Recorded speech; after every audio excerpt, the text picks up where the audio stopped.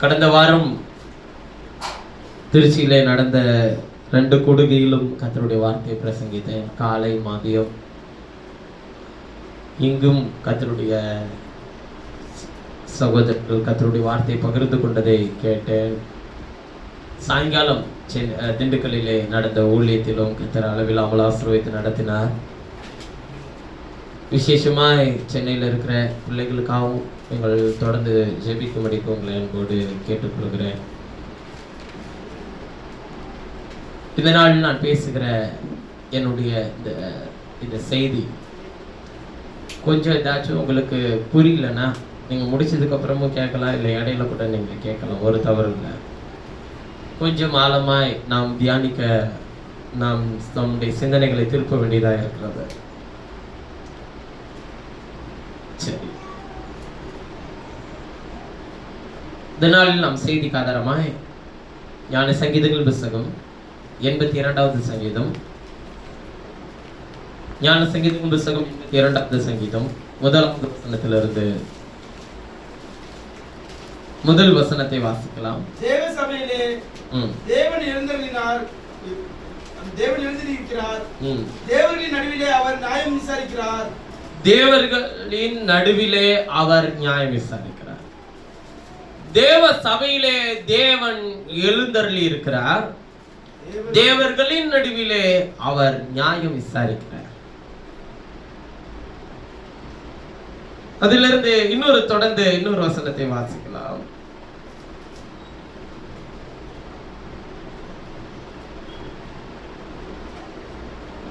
ஒன்று பேதுரு புஸ்தகம்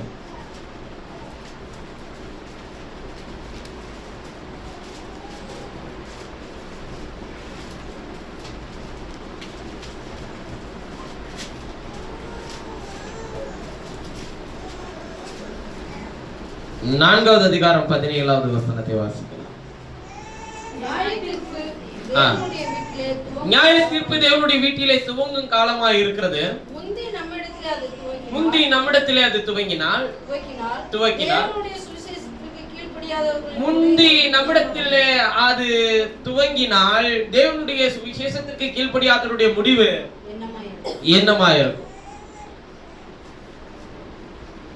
போதும். இந்த வார்த்தைகளை கொண்டு உங்களோடு கூட கர்த்தர் தம்முடைய ஆசீர்வாதத்தை கூட்டி பேசட்டும். இந்த நாள் நான் பேசும்படிக்கு எடுத்துக்கொண்ட என்னுடைய மைய பொருள்,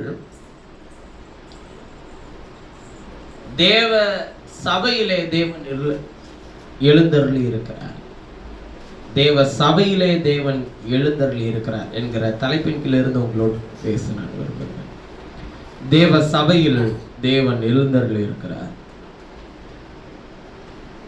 இந்த காலை நேரம் என்பது எல்லா கிறிஸ்தவர்களுக்கும்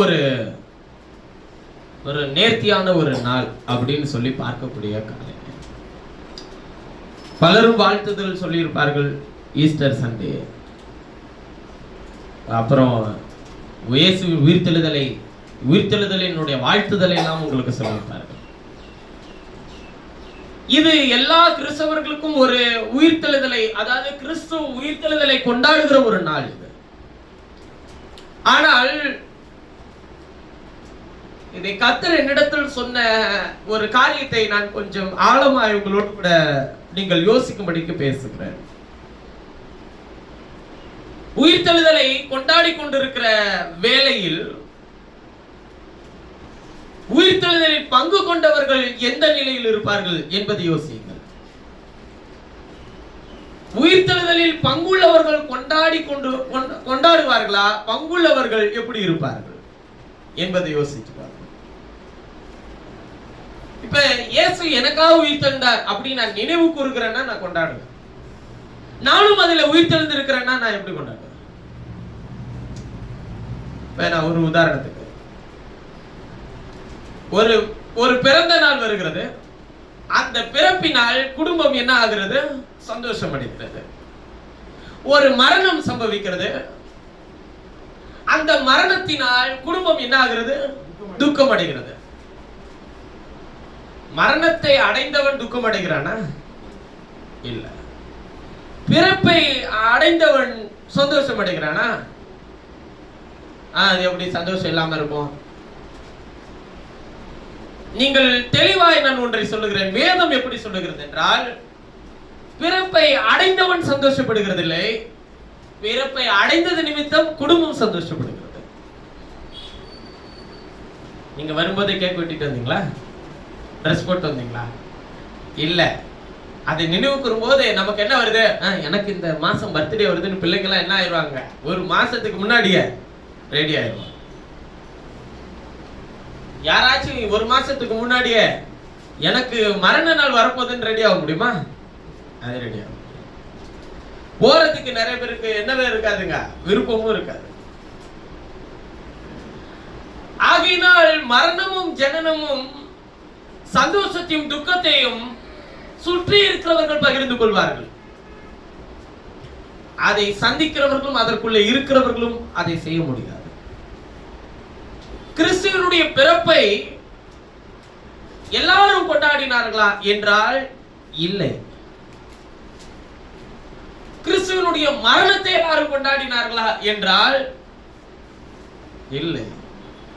கிறிஸ்துவனுடைய உயிர்த்தெழுதலை ஆகிலும் எல்லாரும் கொண்டாடினார்களா என்றால் அதற்கும் வேதத்தில் எங்கேயுமே என்ன இல்லைங்க, ஆதாரம் இல்லை.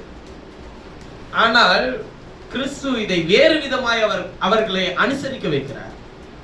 எப்படி என்றால், அவருடைய பிறப்பிலே நம்மையும் பங்கு கொள்ள வைக்கிறார், அவருடைய மரணத்திலே நம்மையும் பங்கு கொள்ள வைக்கிறார், அவருடைய அடக்கத்திலே நம்மையும் பங்கு கொள்ள வைக்கிறார், அவருடைய உயிர்த்தெழுதலிலே நம்மையும் பங்கு கொள்ள வைக்கிறார். இதுக்கு வசனத்தை நீங்க எங்கிட்டு தேடினாலும் வேதத்தில் எல்லா இடத்திலும் என்ன பண்ணப்பட்டிருக்குங்க, எழுதப்பட்டிருக்கிறது.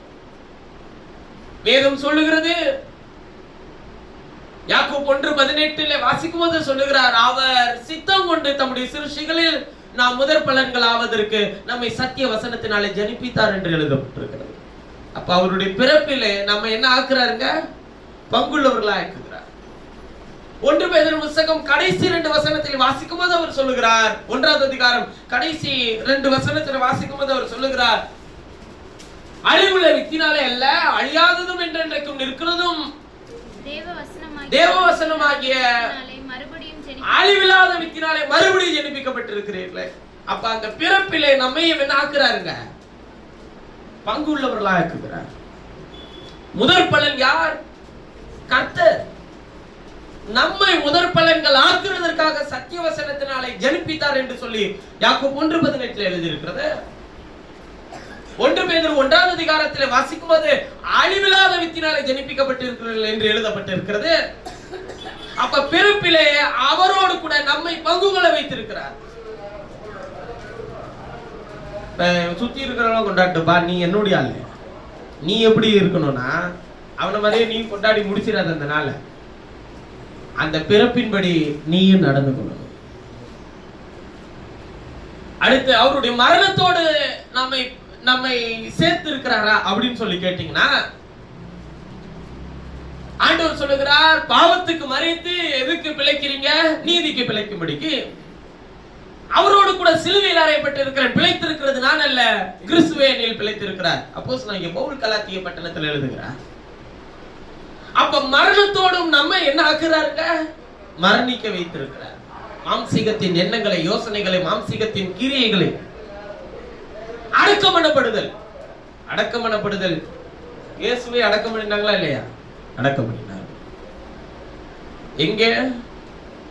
கல்லறைகளில். எப்படி? துணிகளில் சுற்றி வைத்திருந்த கல்லறையை அந்த அடக்கத்தோடு கூட தேவன் நம்மை இணைத்து வைத்திருக்கிறார். அடக்கம் பண்ணப்படுதல் என்பது என்ன? அதுதாங்க ஞானஸ்நானம். அவரோடு கூட தண்ணீரில் அடக்கம் பண்ணப்பட்டு அவரோடு கூட என்னவோ ஆக்கி இருக்கிறோமா, உயிர்ப்பித்திருக்கிறோம். உங்கள் சரீரத்தை கிறிஸ்துவோடு கூட தண்ணீரில் அடக்கம் பண்ணப்படுது. மூழ்கி அதை எபேசியர் 5 வாசிக்கும் போது இன்னும் தெளிவாய் சொல்லுகிறார். எபேசியர் 5 26, 27 வசனத்தை வாசிக்கலாம். தாம் அதைனா சபையே, சரிங்களா, சபையே தாம் அதை திருவசனத்தை கொண்டு தண்ணீர் முழுக்கினால் சுத்திகரித்து மூழ்கி ஞானஸ்நானம் வாங்கணும்ன்றத பைபிள் தெளிவா சொல்லிருச்சு. தண்ணீர் மூழ்கினால் சுத்திகரித்து பரிசுத்தமாக்குகிறதற்கும் மூழ்கி ஞானஸ்நானம் வாங்கணும். எப்படி ஞானஸ்நானம் வாங்கணும்? பாவ மன்னிப்புக்கென்று. பாவ மன்னிப்பு எதிலே உண்டு? அவருடைய நாமத்திலே உண்டு. அவருடைய நாமம் என்ன? கர்த்தராகிய இயேசு கிறிஸ்து. அவருடைய நாமமே இல்லாமல் வேறொரு நாமம் நமக்கு ரட்சிக்கப்படும்படிக்கு என்ன பண்ணப்படல? கட்டளையிடப்படல. அப்ப நான் வேறொரு நாமத்துல ஞானஸ்நானம் வாங்கி இருக்கிறேன் பிரதர். பாருங்க, நீங்க 1000 ஞானஸ்நானம் வாங்கினாலும் ஒரே ஞானஸ்நானம் பைபிள்ல ஒண்ணுதான். அது கர்த்தராகிய இயேசுவின் நாமத்துல ஞானஸ்நானம். அதுதான் ரட்சிப்புக்கென்று கொடுக்கப்படுகிற ஒரே ஞானஸ்நானம். பாவ மன்னிப்புக்கென்று கொடுக்கப்படுகிற ஞானஸ்நானம். சரி, அதெல்லாம் வாங்கியாச்சு பிரதர். அதுதாங்க அடக்கமே. ஞானஸ்நானம் தான் என்ன? அடக்கம். அடக்கம் பண்ணப்பட்ட பிறகு தாம் அதை திருவசனத்தை கொண்டு தண்ணீர் முழுக்கினால் சுத்திகரித்து பரிசுத்தமாக்குகிறதற்கும் கரை திரை முதலானவைகள் ஒன்றும் இல்லாமல் பரிசுத்தமும் பிழையற்றதுமான மகிமையுள்ள சபையாக அதை தமக்கு முன், அதை நான் சபையை தமக்கு முன் நிறுத்திக் கொள்வதற்கும் தம்மை தாமே அதற்காக என்ன பண்ணினார்? ஒப்பு கொடுத்தார். மரித்ததே அதுக்காக தான். சரி, இப்ப அடக்கத்திலையும் நம்ம சேர்த்துக்கிட்டார். உயிர்த்தெழுதல். உயிர்த்தெழுதல் உங்களை அவரோடு சேர்த்திருக்கிறாரா இல்லைங்களா? வாசிக்கலாம். எபேசியர் 2. எபேசியர் 2:2. அவைகளில் நீங்கள் முற்காலத்திலே இவ்வுலக வழக்கத்தின்படியாகவும். முதல் வசனத்தை வாசிங்க பார்க்கலாம். அக்கிரமங்களிலும் பாவங்களிலும் மரித்தவர்களாய் இருந்த உங்களை, அக்கிரமங்களிலும் பாவங்களிலும் மரித்தவர்களாய் இருந்த உங்களை உயிர்ப்பித்தார். அவைகளில் நீங்கள் முற்காலத்திலே இவ்வுலக வழக்கத்தின்படியாகவும் கீழ்ப்படியாமையின் பிள்ளைகளிடத்தில் இப்பொழுது கிரியை செய்கிற ஆகாயத்தில் அதிகார பிரபுவாகிய ஆவிக்கேற்றபடியாகவும் நடந்து கொண்டீர்கள். அவர்களுக்குள்ளே நாம் எல்லாரும் முற்காலத்தில் நமது மாம்ச இச்சையின்படி நடந்து நமது மாம்சமும் மனசும் விரும்பிகளை செய்து சுபாவத்தினாலே மற்றவர்களைப் போல கோபாக்கினி பிள்ளைகளாய் இருந்தோம். தேவனோ இரக்கத்தில் ஐஸ்வர்யமுள்ளவராய் நம்மில் அன்பு கூர்ந்த தம்முடைய மிகுந்த அன்பினாலே அக்கிரமங்களில் மரித்தவர்களாய் இருந்த நம்மை கிறிஸ்துவுடனே கூட உயிர்ப்பித்தார். கிருபையினாலே ரட்சிக்கப்பட்டீர்கள். பாருங்க என்ன சொல்றாரு? அக்கிரமங்களில் மரித்தவர்களாய் இருந்த நம்மை கிறிஸ்துவுடனே கூட உயிர்ப்பித்தார். கிருபையினாலே ரட்சிக்கப்பட்டீர்கள். கிறிஸ்து இயேசுவுக்குள் அவர் நம்மிடத்தில் வைத்த தயவினாலே மகா மேன்மையான ஐஸ்வர்யத்தை வருங்காரியங்களை விளங்க செய்வதற்காக நம்மை அவரோடு கூட எழுப்பி உன்னதங்களில் அவரோடு கூட உட்காரவும் செய்தார். ரட்சிக்கப்பட்டு விசுவாசத்தை கொண்டு ரட்சிக்கப்பட்டீர்கள். இது உங்களால் உண்டானதல்ல, போதும் போதும். என்ன சொல்றாரு? உயிர்த்தெழுதலை உங்களை பங்கு உள்ளவர்களாக்கி இருக்கிறார். என்னன்னு கேட்டீங்கன்னா, அவர் உயிர்த்தெழுந்தார், நம்மை உயிர்ப்பித்திருக்கிறார். இதுதான் கொஞ்சம் வித்தியாசம். உயிர்த்தெழுதலுக்கும் உயிர்ப்பிக்கிறதுக்கும் கொஞ்சம் வித்தியாசம் இருக்கு. உயிர்ப்பித்தல் வேறு, உயிர்த்தெழுதல் வேறு. ஆனா உயிர்ப்பிக்கப்படலைன்னா உயிர்த்தெழுதலுக்குள்ள போகவே முடியாது. அது உறுதியா நீங்க புரிஞ்சுக்கணும். எதனால உயிர்ப்பிக்க முடியும் அப்படின்னு சொல்லி கேட்டீங்கன்னா, ஆண்டவர் வசனத்தை கொண்டுதான் உங்களை உயிர்ப்பிக்கிறார். வேற எதுவும் இல்லை. நீங்க வேணா பிறப்பித்தலும் வசனத்தை கொண்டுதான், மரித்தலும் வசனத்தை கொண்டுதான், அடக்கம் எனப்படுதலும் பாருங்க தாம் அதை திருவசனத்தை கொண்டு எழுதியிருக்கும். தண்ணீர் முழுக்கினால் சுத்திகரிக்கிறதுக்கும் அதுவும் வசனத்தை கொண்டு. வசனம் இல்லாம எதையுமே அவர் செய்யறது இல்லை. உயிர்த்தெழுதல் கூட அவர் இரக்கத்தில் ஐஸ்வர்யமுள்ளவராகி நம்மில் அன்பு கூர்ந்த தம்முடைய மிகுந்த அன்பினாலே அக்கிரமங்களில் மரித்தவர்களாய் இருந்த நம்மை கிறிஸ்துவுடனே கூட என்ன ஆக்கினாருங்க? உயிர்ப்பித்தார். இப்படி எழுதியிருக்க. இதுல வசனத்தை கொண்டு எழுதலையே. சங்கீதம் 119 வாசிக்கும் போது சொல்லுகிறார், என் ஆத்மா மண்ணோடு ஒட்டி இருக்கிறது உடைய வசனத்தின்படி என்னை என்ன பண்ண ஆண்டவரே? உயிர்ப்பியும். வசனம் இல்லைன்னா உயிர்ப்பிக்க முடியாது. அப்ப நல்ல விளங்கிக்கோங்க. பண்டிகைகள் எல்லாம் வெளியில இருக்கிறவர்கள் கொண்டாடட்டும், அவரோடு கூட பங்கு கொள்கிறவர்கள் பண்டிகைகளாக அனுசரிக்கிறதில்லை, அதை நம்முடையதாக அதை அனுசரிக்கிறோம். அது எனக்கானது. அந்த உயிர்த்தெழுதல் என்னுடையது, அந்த மரணம் என்னுடையது, அந்த பிறப்பு என்னுடையது. ஏனென்றால் அவர் பிறந்ததினால் நானும் பிறந்திருக்கிறேன். அவர் மரித்ததினால் நானும் எப்படி மரிக்க வேண்டும் என்பதை அறிந்திருக்கிறேன். அவர் உயிர்த்தெழுதலினால் அவருடைய உயிர்த்தெழுதலோடு கூட நான் என்ன ஆயிருக்கிறேன்? உயிர்ப்பிக்கப்பட்டிருக்கிறேன் நானும். அப்ப கவனிங்க, தேவனுடைய சபையில் தேவன் எழுந்தருளி இருக்கிறார் என்று சங்கீதக்காரனாகிய தாவீது சங்கீதத்தில் சொல்லுகிறார். தேவன் தம்முடைய சபையில் எழுந்தருளி இருக்கிறார். எங்க? சபையில. அவர் உயிர்ப்பிக்கப்பட்டவர் எங்கோ எழுந்து பரத்துக்கு போல, அவர் உயிர்ப்பிக்கப்பட்டவர் நம்மிடத்துக்கு வந்திருக்கிறார். இப்ப சபை எங்க இருக்குன்னு கேட்டா, உயிர் தெழுந்தவரை தனக்குள்ள வச்சுக்கிட்டு அவருக்கு உயிர் தெழுதலை கொண்டாடிட்டு இருக்கு. ஆண்டவர் எங்க எழுந்தருளி இருக்கிறாரா? நம்ம சபைக்குள்ள, சபையில எழுந்தருளி இருக்கிற. அதாவது நான் உனக்குள்ளே இருக்கிறேன்பா, நான் உன்னுடைய ஆளு, நீ என்னுடைய ஆளு. எப்படி சீஷர்கள்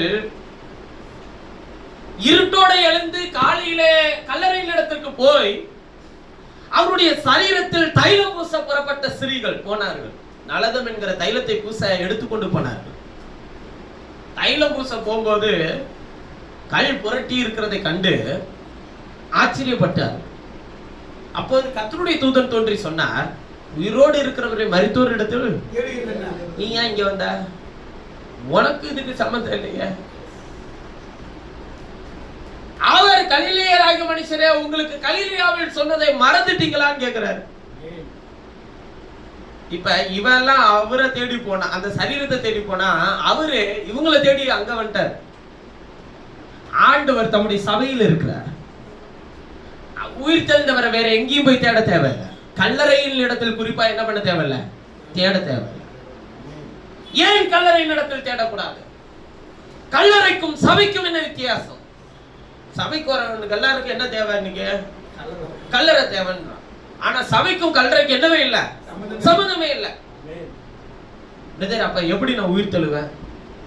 அடக்கம் பண்ணாதானே நான் உயிர் தள்ள முடியும். ஏன் நெருப்புல ஒண்ணு சுட்டரிச்சாங்கன்னு உயிர் தள்ள மாட்டீங்களா? உண்மையான கல்லறை எது என்பதை இன்றைக்கும் நாம் அறியாமல் இருக்கிறோம். ஏன் எருசலேமிலே கல்லறைகள் திறக்கப்பட்டது? இயேசு உயிர்த்தெழுந்த போது, இயேசு உயிர்த்தெழும் போது கல்லறைகள் திறக்கப்பட்டு மரித்த பரிசுத்தவான்கள் அவரோடு கூட உயிர்த்தெழுந்தார்கள் சொல்லி வேதத்துல வாசிக்கிறோம் இல்லையா? இப்ப நான் இது நான் எடுத்து வச்சிருக்க சப்ஜெக்ட்டுக்கு வெளியே போறேன். ஆனா கொஞ்சம் தெரிஞ்சுட்டு மறுபடியும் திரும்பி உள்ள வந்துடும். ஏன் எருசலேமிலே கல்லறை திறக்கப்பட்டது இயேசு உயிர்த்தெழுந்த போது? பழைய ஏற்பாட்டு காலத்திலிருந்து, நல்ல கவனிங்க, ஆபிரகாமில் இருந்து பேர்சபாவிலே தனக்கென்று ஒரு இடத்தை தேர்ந்தெடுத்து அதிலே தன் மனைவியை சாராளை அடக்கம் பண்ணினான். அதன் பிறகு ஆபிரகாம் அங்கே அடக்கம் பண்ணப்பட்டார். அதன் பிறகு ரெபேக்கால் அடக்கம் பண்ணப்பட்டார். ஈசாக் அடக்கம் பண்ணப்பட்டான். லேயாள் அடக்கம் பண்ணப்பட்டார். யாக்கோபு அடக்கம் பண்ணப்பட்டான். யோசேப்பு அடக்கம் பண்ணப்பட்டான். இப்படி எல்லாருடைய கல்லறைகளும் எருசலேமில் இருந்தது. அதுதான் எருசலேமாக மாற்றப்பட்டது. பழைய ஏற்பாட்டில் இருக்கிற எல்லாருடைய சரீரங்களும் அங்கே அடக்கம் பண்ணப்பட்டதனுடைய காரணம் என்னன்னு கேட்டா, ஆண்டவர் ஒரு நாள் வருவார், வரும்போது அவர் உயிர்த்தெழும் போது நம்மையும் உயிர்ப்பிப்பார் என்கிற நம்பிக்கை அவர்களுக்கு இருந்தது, பழைய ஏற்பாட்டு பரிசுத்தவான்கள் எல்லாருக்கும். அதனாலதான் பாருங்க, யோசேப்பு சொன்னா, என்னுடைய எலும்புகளை இங்க வச்சுட்டு போகாத, போகும்போது உங்களோட என்ன பண்ணிட்டு போன்றாருங்க. யோசேப்பு எங்க அடக்கம் பண்ணாங்க தெரியுங்களா? எகிப்திலே அடக்கம் பண்ணியாச்சு.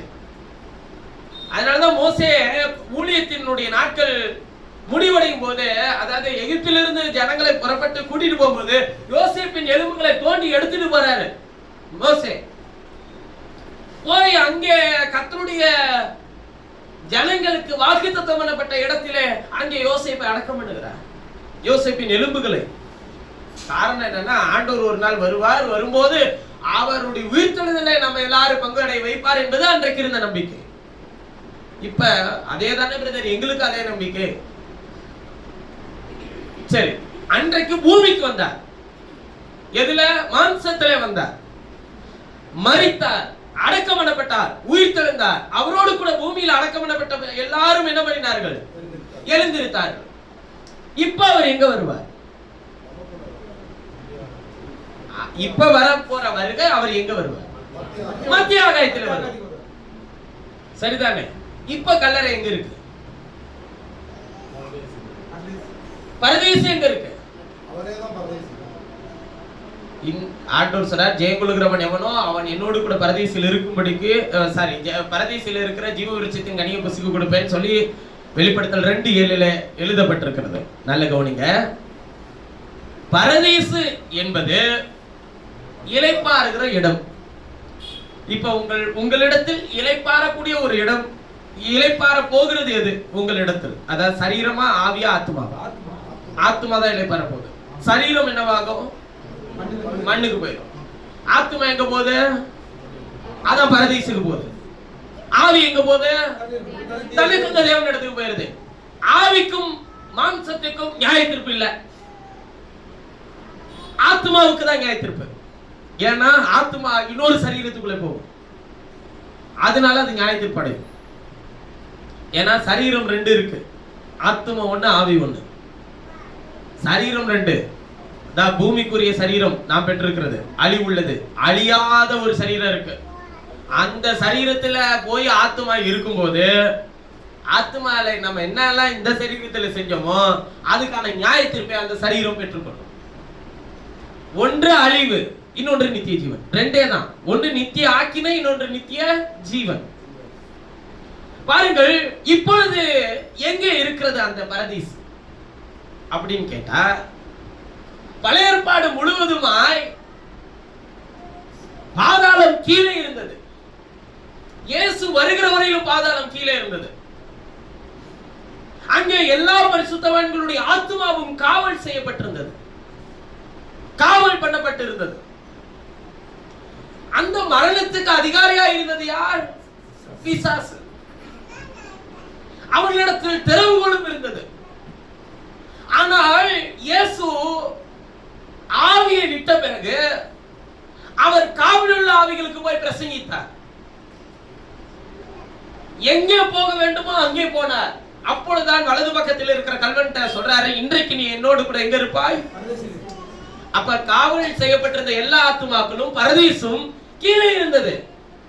பரதீசு கீழே இருந்தது. அதை காவல் பண்ணி வைத்திருந்தது யார்? உலகத்தின் அதிபதி பிசாசு. எல்லா ஆத்துமாவும் அவனுக்கு கீழே இருந்தது. ஆதாம், அதன் பிறகு வந்ததான நோவா, நோவாவின் காலத்தில் கீழ்ப்படியாமற் போனவர்கள் ஆபிரகாம், ஈசாக்கு. ஆதாமுக்கு அப்புறம் நோவா தான பிரதர். இதுக்கு இடையில இருந்த எல்லாருமே, எல்லா ஆத்துமாக்களையும் அவன் தனக்கு கீழே அடிமைப்படுத்தி வைத்திருந்தான். இதை குறித்து அப்போஸ்தலனாகிய பவுல் எபிரேயர் 2 வாசிக்கும் போது சொல்லுகிறார். 2:9 இருந்து வாசிங்க பார்க்கலாம். 8 இருந்து வாசிங்க. 2:8 இருந்து. கொஞ்சம் செய்தி கொஞ்சம் வெளியே போகுதுங்க, கொஞ்சம் சீக்கிரம் வாசிங்க பார்க்கலாம். சகலத்தையும் அவனுக்கு கீழ்ப்படித்தார். இல்ல, எபிரேயர் 2:8 அதானா? சரி வாசி. 14 இருந்து வாசிங்க. ஆதலால் கரெக்ட், இதுதான் சரி.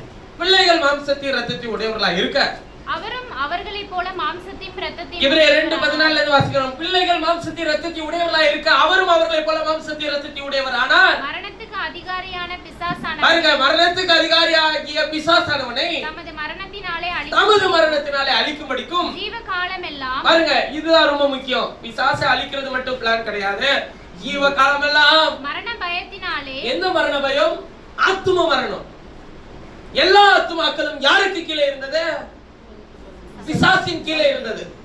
ஜீவகாலம் எல்லாம் மரண பயத்தினாலே அடிமைத்தனத்துக்குள்ளான யாவரையும் விடுதலை பண்ண முடிக்கும். அப்படியானார். அப்ப எல்லாரையும் விடுதலை பண்ணணும்னா இவர் எங்க போகணும்?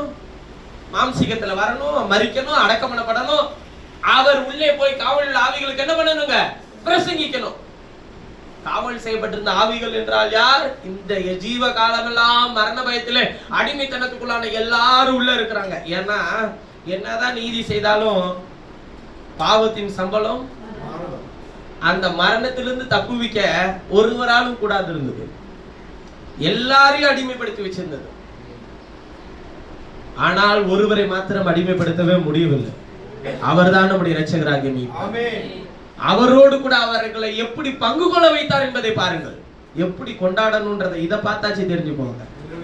எப்படி அவர்களை பங்கு கொள்ள வைத்தார் என்றால், அவர் காவலிலே போய் அவர் பிரசங்கித்தார். எப்படி எழுதியிருக்கா? வாசிங்க பார்க்கலாம். 1 பேதுரு. ஏன்னா நான் ஒரு புது பைபிள் எழுதுன மாதிரி என்னைய பார்க்க கூடாது.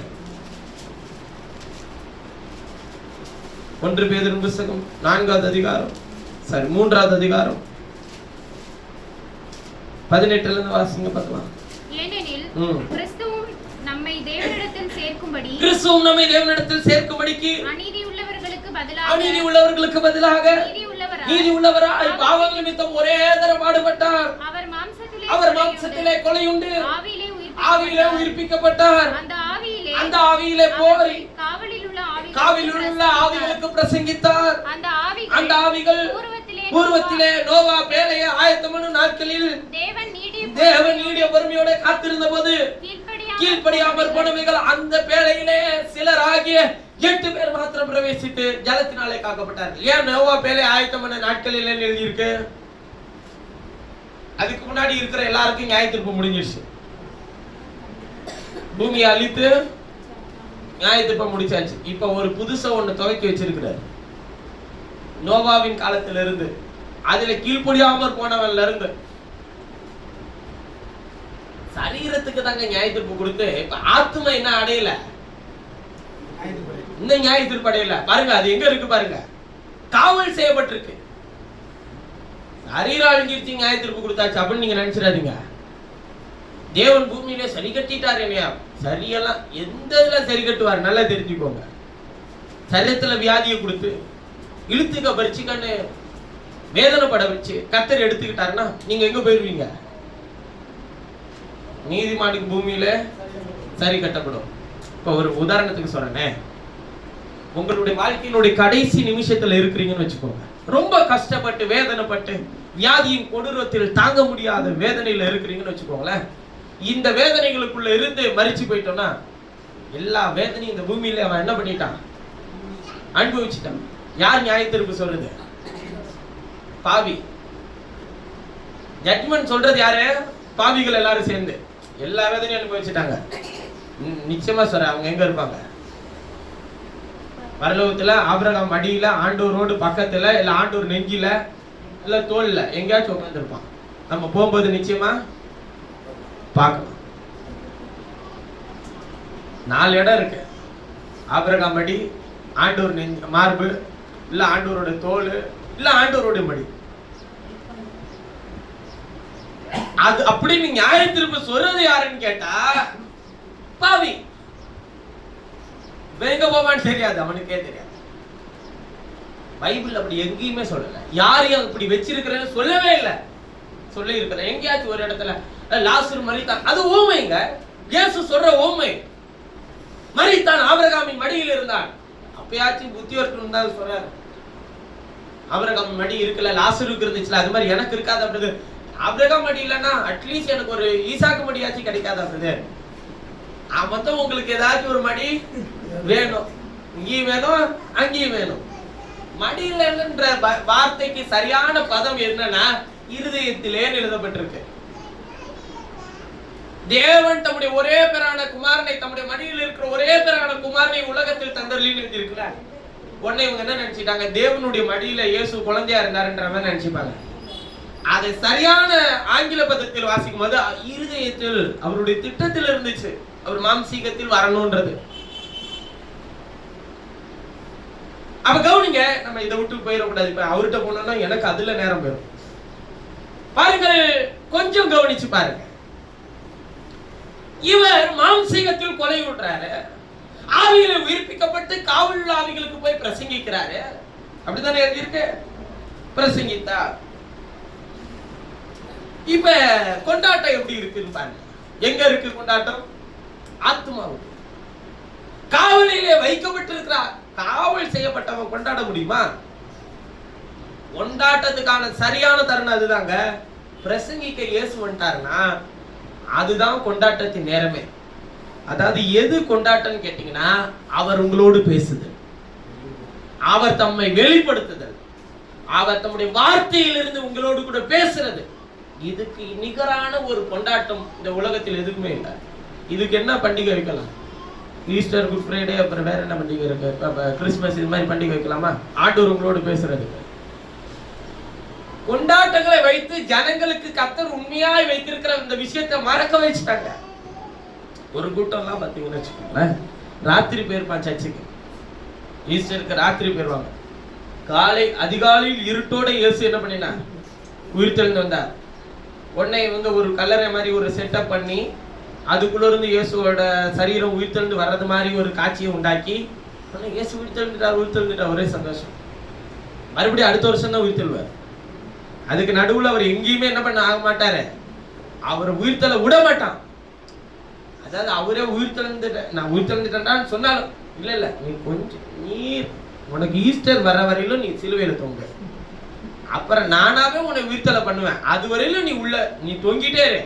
நீ பாட்டுக்கு உயிர்த்தெழுந்துட்டான்னு சொன்னீங்கன்னா எனக்காக யார் மறிக்கிறது? மீதி வாரம் பூரா பாருங்க இயேசு தொங்கிட்டு இருப்பார். ஈஸ்டர் அன்னைக்கு மட்டும் இவங்களா பார்த்து என்ன பண்றது, அவரை உயிர்த்தெழ பண்ண விடுறது, பொழைச்சு போட்டு விடு. இயேசு எத்தனை நாள் தான் தொங்கிட்டே இருப்பாரு? ஒரு 3 நாள் படுக்கையை போட்டு கீழே. ஐயா வேதம் சொல்லுகிறது இந்த மாதிரி எல்லாம் போலியான இந்த ஆக்ஷன்லாம் அவர்கிட்ட காட்ட முடியாது. அவர் சொல்றாரு, என்னை மாம்சத்துல கொலை உண்ணப்ப என்ன ஆவியில உயிர்ப்பிக்கப்பட்டு காவல் உள்ள ஆவிகளுக்கு தேவன் எவ்வளவு மகத்துவமானவர் என்பதை பாருங்கள். அவரை எதுவும் அடைச்சு போட முடியாது, அவரை எதுவும் தடுத்து நிறுத்த முடியாது. அவர் செய்யற வேலையை கரெக்டா செஞ்சு முடிச்சிருவார். யாருக்காகவும் பார்க்க மாட்டார், யாருக்காகவும் தாமதம் பண்ண மாட்டார். ஏன் இவர் காவலில் உள்ள ஆவிகளுக்கு போய் பிரசங்கித்தார்? அவருடைய வேத வாக்கியம் நிறைவேற வேண்டும், அவருடைய உயிர்த்தெழுதலிலே எல்லா பரிசுத்தவான்களும் பங்கடைய வேண்டும். அதனாலதான் வலது பக்கத்துல இருக்கிற கல்வெட்ட சொன்னாரு, என்னோட பரதீசிக்கு வா, அங்க கூட்டம் இருக்கு. என்ன கூட்டம்? 3 நாள் சிறப்பு கூட்டம். பிரசங்கி யாரு? தேவ செய்தியாளர், தேவனே செய்தியாளர். செய்தியை கேட்டதெல்லாம் எந்த காலத்துல இருந்து இருந்தவங்க? நோவாவின் காலத்தில் கீழ்ப்படியாமல் போனதிலிருந்து இயேசு மரிக்கிறதுக்கு முன்பாக மரித்த ஒவ்வொருவரும் உள்ள இருக்கிறான். பரதேசி, அந்த சிலுவையில் அறையப்பட்ட கல்வன் கூட உள்ள இருக்கிறான். நீதிமான், துன்மார்க்கன், சன்மார்க்கன் அப்படிலாம் யாருக்காங்க வித்தியாசம் கிடையாது, எல்லாரும் உள்ள இருப்பான். செய்தியை கேட்கிறார்கள்.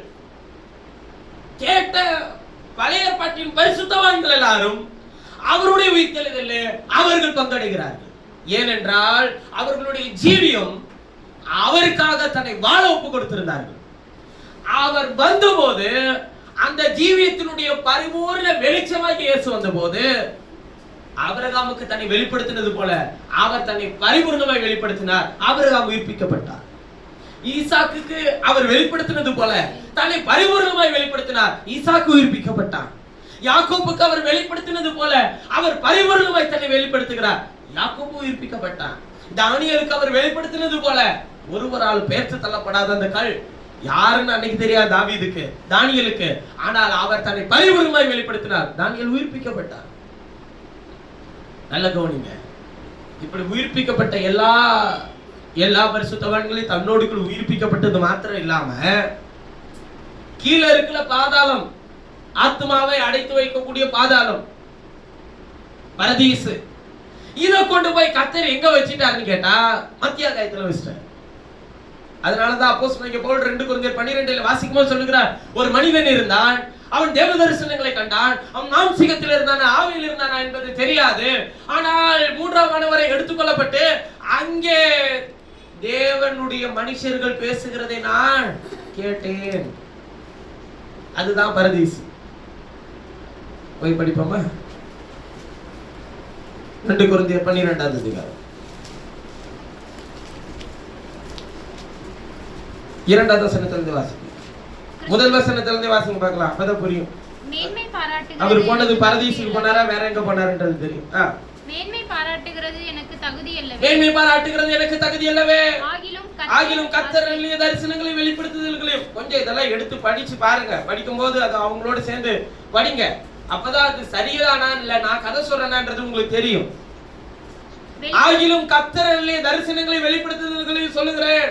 கிறிஸ்துவுக்குள்ளான ஒரு மனுஷனை அறிவேன். அவன் 14 வருஷத்துக்கு முன்னே 3ஆம் வானம் வரைக்கும் எடுக்கப்பட்டான். 3ஆம் வானம் வரைக்கும் எடுக்கப்பட்டான். அவன் சரீரத்தில் இருந்தானோ, சரீரத்துக்கு புறம்பே வெளியே இருந்தானோ, அதையே தேவன் அறிவார். அந்த மனுஷன் பரதீசிக்குள் எடுக்கப்பட்டு, அந்த மனுஷன் எங்கே எடுக்கப்பட்டு, பரதீசிக்குள், அந்த மனுஷன் எங்கே எடுக்கப்பட்டு, பரதீசுக்குள் எடுக்கப்பட்டு, மனுஷர் பேசப்படாததும் வாக்கு கெட்டாதமான வார்த்தைகளை கேட்டான் என்று அறிந்திருக்கிறேன். அவன் சரீரத்தில் இருந்தானா, சரீரத்துக்கு புறமே இருந்தானா, அதை அறிய தேவன் அறிவார். எங்க போயிருக்கிறாரு இப்ப? பரதீசுக்கு. பரதீசு கீழ இருந்து எப்படி மேல போச்சு? இவருடைய உயிர்த்தெழுதல்னால அது மேல போயிருக்கு. இப்ப ஆண்டவர் வரும்போது பூமிக்கு வர மாட்டார், மத்திய ஆகாயத்துல இருப்பார். அதனாலதான் பவுல் அப்போஸ்தலன் 1 கொரிந்தியர் 15 சொல்லும்போது சொல்லுகிறார், கிறிஸ்துவுக்குள் மரித்தவர்கள் முதலாவது எழுந்திருப்பார்கள். எங்க இருந்து? பூமியில இருந்தா. பூமியில இருந்தல்ல, பரதீசில. உண்மையான கல்லறை அதுதான். தேவன் உங்களுக்கென்று ஆயத்தம் பண்ணின ஒரு கல்லறை இருக்கிறது, அதுதான் பரதீசு. அங்க பத்திரமா கத்தர் வச்சிருப்பார். இங்கே எங்களுக்கு முன்னாடி கொஞ்சம் முன்னாடியே நாங்க வாங்கி வச்சுக்கிட்டோம்னா அங்க கொண்டு போய் எங்களை அடக்கம் பண்ணிடுவீங்களா பிரதர்? உங்களுக்கு ஆயத்தம் பண்ணுகிற, நீங்களே உங்களுக்கு என்று ஆயத்தம் பண்ணி கொள்ளுகிற கல்லறை வேண்டுமா? தேவன் உங்களுக்கு ஆயத்தம் பண்ணி வைத்திருக்கிற கல்லறை வேண்டும். எனக்கு அவர் ஆயத்தம் பண்ண கல்லறை இருந்தா போதும். இந்த சரீரம் அது நாய் தின்னா பேய் தின்னா எனக்கு அதை பத்தி கவலை இல்லை.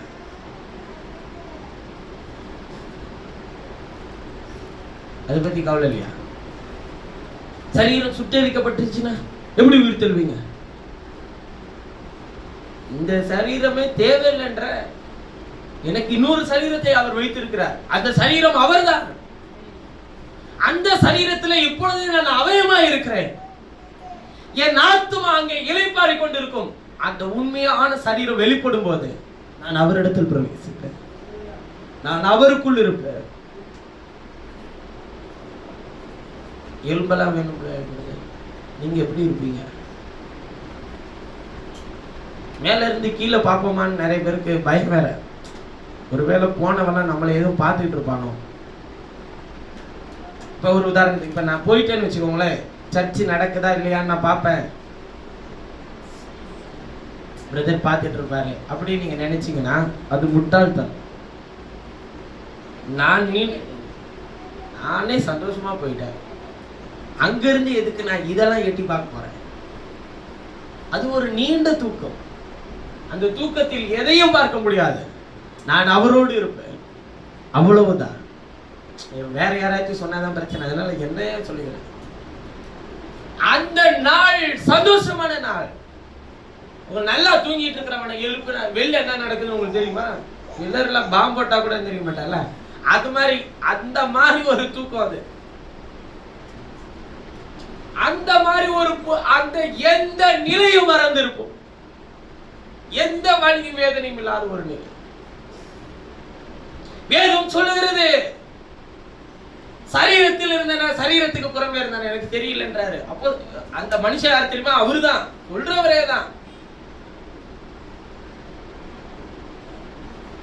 ஆனா இப்படிப்பட்டவைகளை குறிச்செல்லாம் மேன்மை பாராட்ட எனக்கு என்ன இல்லைன்றாருங்க.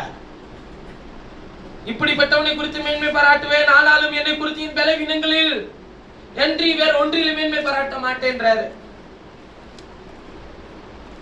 வேதம் தெளிவாய் சொல்லுகிறது பாருங்க. தேவன் தம்மோடு கூட தம்முடைய சபையை உயிர்ப்பிக்க வேண்டும் என்று விரும்புகிறார். ஆனால் இன்றைக்கும் பழைய ஏற்பாட்டில் இருக்கிறது போல கர்த்தர் வரும்போது கல்லறையில இருந்தா தானே கர்த்தர் நம்ம எடுத்துப்பாரு அப்படின்னு நீங்க நினைச்சீங்கன்னா, உண்மையான கல்லறை நமக்காக பரதீசில இருக்கு. அங்கே எதுவும் இருக்கிறது? பரதீசின் மத்தியில் என்ன இருக்கு? ஜீவ விருட்சம் இருக்கு. ஜீவ விருட்சம் எங்க இருந்துச்சுன்னு தெரியுமா உங்களுக்கு? ஏதேனில இருந்துச்சு. இப்ப அதுக்கு பேர் என்ன தெரியுங்களா?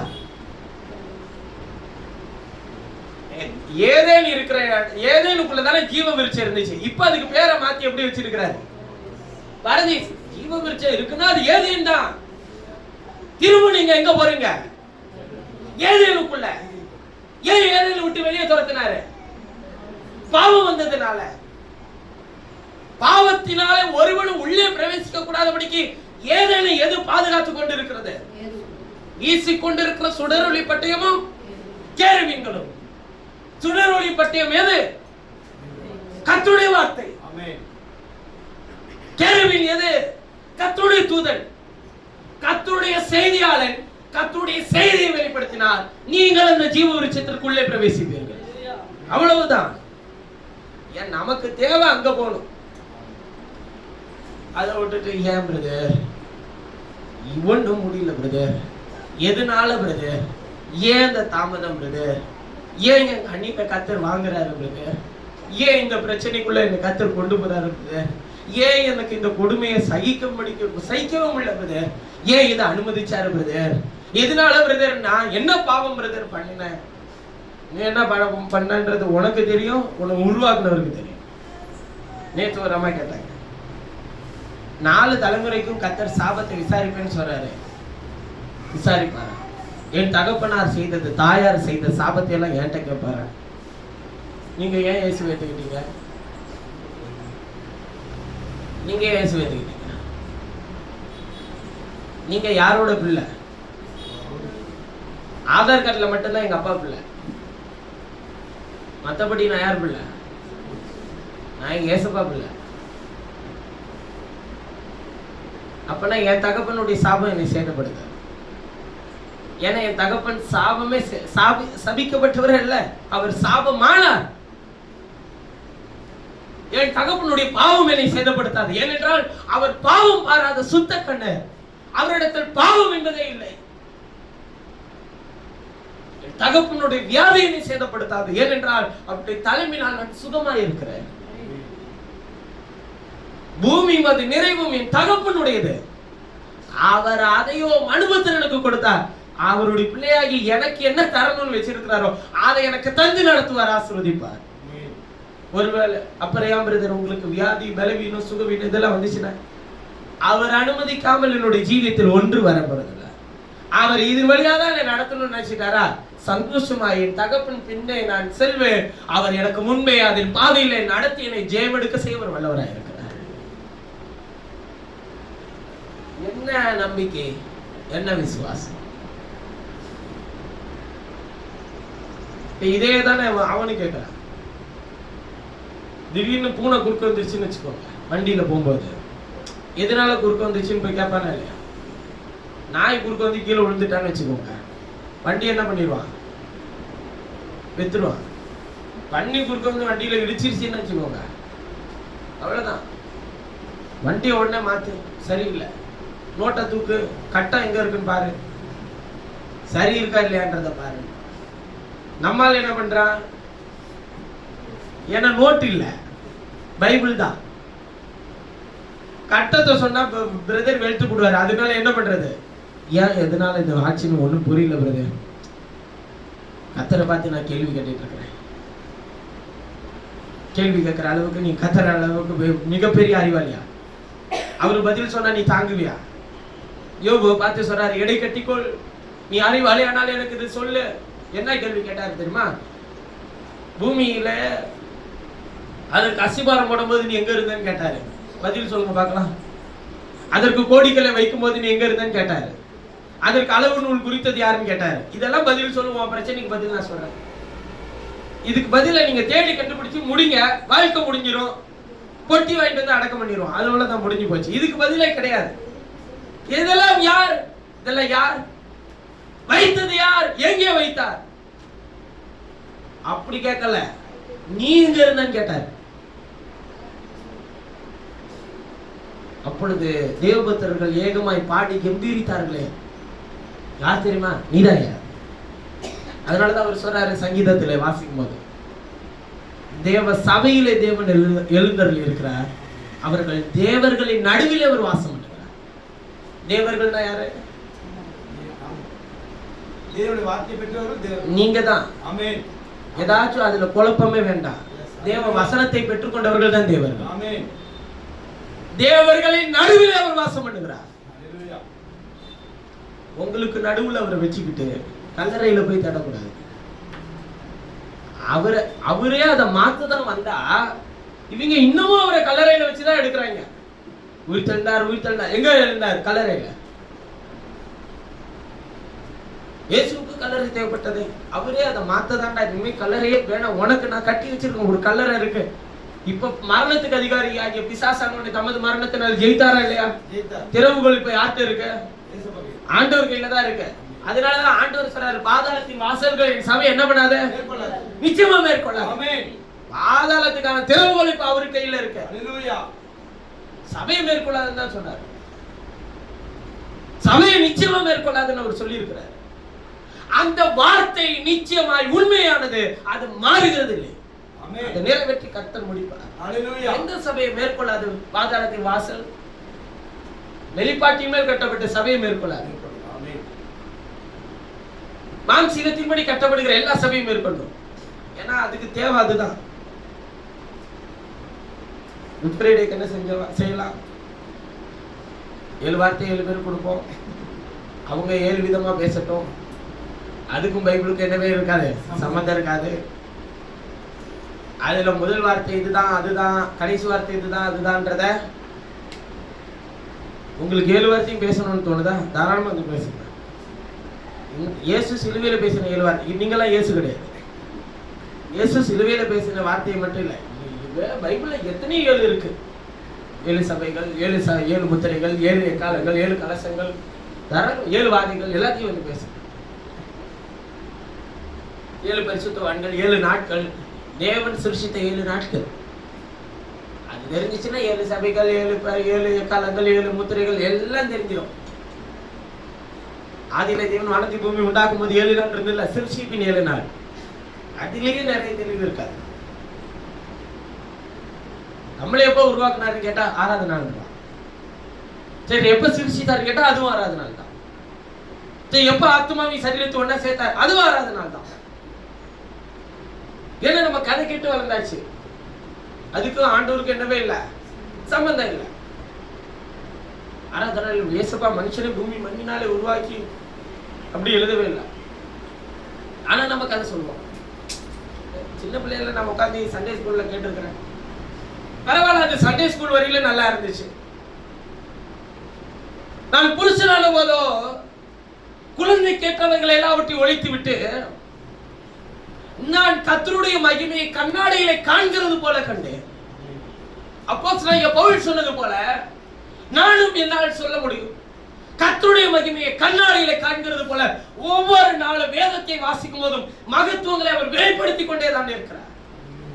அப்படிதான் அவர் சொன்னார் பாருங்க, நான் எழுந்தருளி இருக்கிறது உனக்குள்ள, சபைக்குள்ள, என்னை கல்லறையில போய் தேட வேண்டாம். பண்டிகைகளை ஆசரிக்கிறவர்கள் கல்லறை இடத்துக்கு வருவார்கள். ஏன்னா அந்த 3வது நாள்ன்றது என்னன்னு கேட்டீங்கன்னா, தைலம் பூச போற பழக்கம் இஸ்ரவேல் யூதர்களுக்குள்ள இருந்தது. நீங்க 3வது நாள் என்ன பண்ணுவீங்க? பால் ஊத்துவீங்களா? அது யாரு குடிக்கிறதுன்னு யாருக்கு தெரியாது. அது மாதிரி யூதர்களுக்கு என்ன பழக்கம்னு கேட்டீங்கன்னா, கல்லறையை ஒண்ணு தேர்ந்தெடுத்து அந்த கல்லறையில துணியில சுற்றி வச்சிருக்கிற அந்த சரீரத்தின் மேல் தைலம் பூசிட்டு வருவாங்க. அதுக்கு மேல போக முடியாது. உள்ள போகும்போது பாதுகாப்பா இருக்கணும்ன்றதுக்காகவும், அடுத்து ஒரு சரீரத்தை அதுக்குள்ள போய் வைக்கும் போதும் அந்த துர்நாற்றம் அதுல வீசக்கூடாதுன்றதுக்காகவும் நலதன்கிற தைலத்தை போய் வைப்பாங்க. கல்லறைன்னா நீங்க ஒரு சரீரத்தை வைக்கிறத நீங்க நினைச்சுக்காதீங்க. ஒரு குகையை தேர்ந்தெடுத்து அதுக்குள்ள நிறைய சரீரத்தை வைக்கலாம். அது மாதிரிதான் இயேசுவின் கல்லறைய ஒருத்தவன் வாங்கி வச்சிருந்தான். அந்த கல்லறைக்குள்ள அவரை மாத்திரம் வைத்திருந்தான். இந்த தைலம் பூச போகும்போது அவர் உயிர்த்தெழுந்தார் என்கிற செய்தி கேட்கப்பட்டது. இதை ஒடியாந்து வந்து தன்னுடைய சீஷர்களிடத்தில் சொன்னால், பேதுரு எப்படி ஒரு உயிர்த்தெழுந்தார்? ஓடி வந்து கல்லறை இடத்தில் பார்க்க வரும்போது கர்த்தருடைய தூதன் சொல்லுகிறார், சீமோனே, கலிலேயராகிய மனுஷனே, உனக்கு அவர் கலிலேயாவில் இருந்தபோது சொன்னது நீ நினைவு கூறலையா? மறுபடி ஓடி போறான். எம்மாவூர் சீஷர்கள் எம்மாவூருக்கு போயிட்டு இருக்கும்போது கர்த்தரே தரிசனமாகி, இப்படி எல்லாருக்கும் கர்த்தர் தரிசனமாகி எல்லாரும் ஒரு இடத்தில் கூடி வர செய்து தேவன் அவர்கள் நடுவில் எழுந்தருளியிருந்தார். உங்களுக்கு சமாதானம் உண்டாவதாக. உங்களுக்கு ஈஸ்டர் வாழ்த்துக்கள் அப்படி சொல்ல, உங்களுக்கு சமாதானம் உண்டாவதாக. தோமா எல்லாம் பார்த்துட்டான். இவன் ஒருத்தர் தான் என்ன பார்க்கல சொன்னான். வந்தது நீர் தான் ஆண்டவரே அப்படின்னு இருதயத்துல தான் நினைத்தான். விழாவிலும் கைகளிலும் கைகளை போட்டு பார்க்க, கைகளை போட்டபோது சொன்னான், என் தேவனே, என் ஆண்டவரே, ஏழிலும் சந்தேகிக்கிறீர்கள்? ஒரு ஆவிக்கு இப்படி இருக்காதே. உங்களிடத்தில் என்ன இருக்கிறது? கொண்டு வாருங்கள். பொரித்த மீனையும் தேன் கூட்டு துணிக்கையும் கொண்டு வந்து கொடுத்தார்கள். உயிர்த்தெழுந்த இயேசு அதை புசித்து காண்பித்தார். ஒரு ஆவி இப்படி செய்ய முடியாது. நான் உங்களோட இருக்கேன், மரித்தேன், நான் சதா காலம் நான் உயிரோடு கூட இருக்கிறேன். ஐயா, உங்களோட வாழ்க்கையின் எந்த சூழ்நிலையா இருந்தாலும், எந்த நிலையிலும் கிறிஸ்து உங்களுக்கு வெளிப்படுகிறார் என்றால் அந்த சூழலை அந்த நிமிஷத்திலே மாற்றிப்பட தேவனுக்கு வல்லமை. நான் என்னுடைய விசுவாசத்தை உங்களுக்கு சொல்லுகிறேன். அவர் தன்னை பரிபூர்ணமாக எனக்கு வெளிப்படுத்தும் போது, ஒருவேளை சூழ்நிலையை மாறலனாலும் அவர் வெளிப்பட்டதற்காக நன்றி செலுத்தி கர்த்தரை மேன்மைப்படுத்திக் கொண்டே எப்பொழுதும் ஜீவியத்தில் இருப்பேன். சூழ்நிலை மாறணும்னு எனக்கு அவர் வெளிப்பட்டா சூழ்நிலை மாறணும்னு சொன்னீங்களே, சூழ்நிலை மாறலையே, அப்ப வெளிப்படலையா? அவர் வெளிப்பட்டது உண்மை. அவர் சூழ்நிலை மாறலனாலும் அவருடைய வெளிப்படுத்துதலுக்காக அந்த நாளுக்காக காத்துக்கொண்டு அவரை மகிமைப்படுத்திக் கொண்டே கர்த்தரை பின் சொல்லுங்க. என்னையா கொண்டு என்னத்தை நம்ம அச்சீவ் பண்ண போறோம் சொல்லுங்க பார்க்கலாம். எனக்கு ஒரே அச்சீவ்மெண்ட் தான், அந்த நித்திய ஜீவனை சுதந்திரிக்கும். நான் அதற்காக ஆசையாய் அவரை பின்தொடர்கிறேன். அதற்காக எதையும் விட்டு கொடுக்கிறேன், அதற்காக யாரையும் சகிச்சுக்கிறேன், அதற்காக எதையும் ஏற்றுக்கொள்கிறேன், அதற்காக எல்லாரையும் மன்னிக்கிறேன். அப்பப்ப மாம்சீகத்தின் எண்ணத்தை மனுஷர்கள் தூண்டி விடுவாங்க பாருங்க. உங்களோட ஜீவியத்துல இயேசு போன பாதையில நாம் பின் செல்ல வேண்டுமானால் உங்கள் ஜீவியத்துல ஒரே ஆலோசனை கர்த்தர் ஒருத்தர் தான் இருக்கணும். ஒரே யோசனை உடைய ஒருத்தர் தான் வச்சுக்கணும். உங்களுடைய இருதயத்தினுடைய எல்லா விஷயங்களையும் நீங்கள் அவரோடு பகிர்ந்து கொள்ளணும். அவர் பகிர்ந்து கொள்கிறதின்படி நீங்க நடக்கணும். அவ்வளவுதான் நம்மளுடைய வேலையை. அவர் வேலையை அவர் சரியா செய்வார், நம்ம வேலையை நம்ம சரியா செய்வோம். நேற்று வாசிச்ச அந்த உபாகமத்தின் புத்தகத்துல கூட அவர் வாக்கு பண்ணினதெல்லாம் குறிச்சு பேசுறேன். நீங்க ஏன் நீங்க வாக்கு கொடுக்க மாட்டீங்களா? நான் இது மாதிரி செய்யறேன். பொருத்தனை பண்ணா எப்படி பொருத்தனை பண்ணுங்கன்னா, இனிமே என்னையா பண்ணிக்கிற ஆண்டவரேன்னு பொருத்தனை பண்ணு. அப்பதான் எங்கேயாச்சும் ஓடி ஒளிஞ்சாலும் சுழுக்கு எடுத்துட்டு வருவார். நேர்ந்து கொண்டாலும் நேர்ந்து கொள்கிறதை பாருங்க, நேர்ந்து கொள்ளாமல் இருக்கிறதே. அதனாலதான் இப்ப உங்களை மாட்டி விடுறேன். இப்படி பொருத்தனை பண்ணுங்க. எங்கேயாச்சும் ஓடி ஒளியும் போதெல்லாம் பின்னாடி பாரு நான் தான் நிக்கிறேன்னு சொல்லி சுழுக்கு எடுப்பாரு. நேர்ந்துகிட்டு நீ எங்க இருக்கிற? எங்கேயோ ஒரு இடத்துல உட்கார்ந்துட்டு இருக்கிறியா? உன்னை நேர்ந்து கொண்டிய மறந்துட்டியா? எங்கேயோ இருக்கிறியா? நீ யாரையோ பத்தி யோசிச்சுட்டு இருக்கிற, எதிர்காலத்தை குறிச்சு கவலைப்பட்டு இருக்கிற. எதிர்காலமே உனக்கு நாதான். இன்னைக்கு என்ன செய்யணும்னு உனக்கு பாதையை திறக்கணும். அதுல சந்தோஷமாய் மன மகிழ்ச்சியாய் பிரவேசி. ஒன்னும் குறை வராது, ஒன்னும் குறை வராது. நீ கோட்டை கட்டணும்னு நினைச்சீன்னா கோட்டையை உடைச்சு போட்டுருவாரு. நீ கத்திரனம் பண்ணினா உனக்கு கோட்டையின் உச்சியில பத்திரமா பாதுகாப்பார். நீ கத்திர மட்டும் விசுவாசி. உன்னுடைய எல்லா காரியத்தையும் கத்திர இடத்துல ஒப்பு கொடுத்துரு. அவர் பார்த்துப்பார், அவர் நடத்துவார். அவருடைய கரை உன்னோடு கூட இப்போது வரும். பயப்படாம இரு. அது அந்த தைரியம் தாங்க அவருக்கு பிலாத்துக்கு முன்னாடி, காய்பாக்கு முன்னாடி சோர்ந்தே போலங்க. அவரு எங்கேயாச்சும் சோர்ந்து பண்ணாரு? சொல்லுங்க. காய்பா முன்னாடி என்ன சொன்னாரு தெரியுமா? நீ யூதருக்கு ராஜாவா? கேட்டதுக்கு எப்படி பதில் சொன்னாருன்றீங்க? நீ சொல்லுகிறபடியே நான் ராஜா தான். என்ன பண்ணார்? அதாவது நம்மளா இருந்தா அந்த தோனியில என்ன பண்ணுவா? அவர் சொல்றாரு, அப்ப உமக்காக நம்முடைய சீஷர்கள் எல்லாம் உமக்காக இருப்பாங்களே. அதுக்கு அவர் சொல்றாரு, என்னுடைய ராஜ்யம் உலகத்துக்குரியது அல்ல. என்னுடைய ராஜ்யம் உலகத்துக்குரியதா இருந்தால் என்னுடைய சகோதரர்கள் எனக்காக வழக்காடி இருப்பார்களே. என்னுடைய ராஜ்யம் இனி வரப்போகிறதா இருக்கு. அதனாலதான் அவரை பரியாசம் பண்றதுக்கு யூதருடைய ராஜான்னு சொல்லி எழுதி ஒட்டுனான். அத ரோமன் கத்தோலிக்கர்கள் ஐயனாரைனது அது பரியாசத்தின் சுவடுங்க. அது யூதருக்கு ராஜா என்பது பரியாசப்படுத்தி எழுதப்பட்ட வார்த்தை. அது எத்தனை பாஷையில் எழுதப்பட்டதுங்க அந்த சிலுவையில?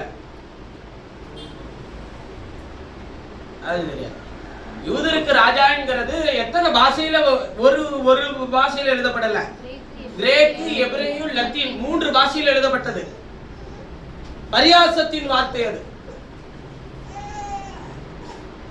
அப்ப நல்ல கவனிங்க, அவர் நமக்காக பரியாசப்படுத்தப்பட்டார். நீ பரியாசம் ஆகக்கூடாதுன்றதுக்காக தான். ராஜா உனக்கு முன்னாடி செல்லும் போது, ஆளுகை செய்யறவர் உனக்கு முன்னாடி செல்லும் போது நீ ஏன் கவலைப்படுற? நம்ம எதுலெல்லாம் பங்குல இருக்கிறோன்றத நல்லா தெரிஞ்சுக்கணும். அவருடைய பாடு, மரணம், அடக்கம், உயிர்த்தெழுதல் எல்லாத்திலையும் பங்கு வச்சிருக்கிறாருன்னு உங்களுக்கு. உலகத்துல ஜெயிக்க முடியல, ஓட முடியல, செய்ய முடியல, அப்புறம் பலன் இல்ல, ஞானம் இல்ல, மக்களுடைய செல்வாக்கு இல்ல, வேற என்னெல்லாம் சொல்றீங்க? கதாவை என்ன கொஞ்சம் ஞாபகம். வேற நிறைய சொல்றீங்க வித்தியாசமான தமிழ் வார்த்தை. முடியல. எதுலெல்லாம் பங்கு வச்சிருக்கீங்க நீங்க?